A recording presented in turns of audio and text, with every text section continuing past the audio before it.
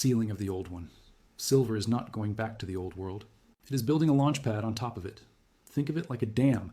For 50 years, water has been building up behind a concrete wall. Pressure increasing every year, every decade.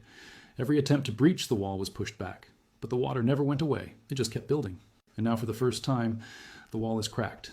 The water is not going to politely trickle through. It is going to blast through with 50 years of accumulated force behind it. That is what is happening to silver right now. The dam has cracked, and nobody can put it back together. Now I want to talk about something that most silver analysts are getting completely wrong, and it is costing their audience a fortune. Stay with me here, because this is important. After the crash, I saw dozens of prominent voices in the precious metals space announce that they had sold their entire silver position at $90. They pointed to their RSI charts, their momentum oscillators, their overbought indicators, and they said silver was overextended and due for a correction. And technically they were right. A correction did come. But here's the problem. They're using old tools to measure a new reality. It is like using a thermometer designed for room temperature to measure a volcano.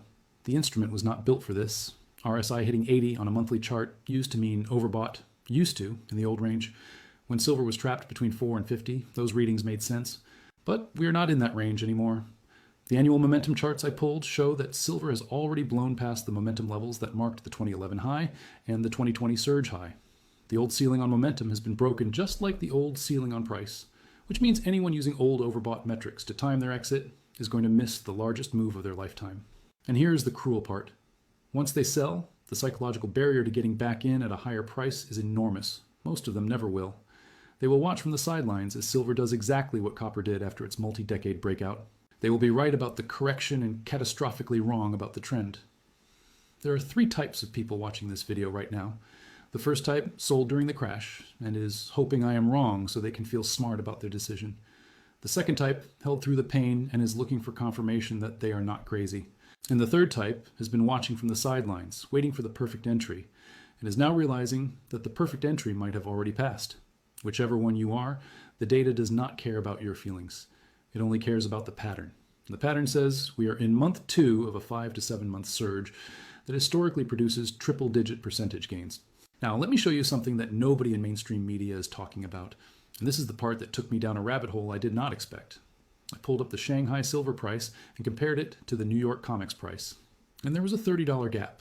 Shanghai silver is trading $30 per ounce above the Western price. $30. That is not a rounding error. That is not a temporary glitch. That is the physical market telling you that the paper price is a fiction. Go ahead. Google Shanghai silver premium right now. Pause the video if you need to. Look at the number yourself. Because when you see it with your own eyes on a screen that is not mine, it hits different. That gap is real, and it is widening. In my last video, I showed you that China has implemented export controls on silver as of January 1st, 2026. Only 44 state-approved companies can export. 60 to 70% of global refined silver supply is now trapped inside Chinese borders. And the result is a $30 premium in Shanghai. But it is not just China. I have been tracking reports from bullion dealers across North America, and some of them are now telling clients they may receive $10 to $15 below spot price on physical silver deliveries. Read that again. Dealers cannot get enough physical silver to fulfill orders at market price. They are warning clients in advance.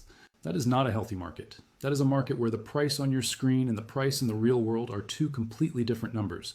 And every single time in history that physical premiums have widened like this, the paper price eventually catches up, not the other way around. The paper price rises to meet the physical reality. It has never, not once, worked the other way. So when you see silver quoted at whatever the COMEX says today, understand that the real price, the price where actual metal changes, hands in the world's largest consuming nation, is $30 higher.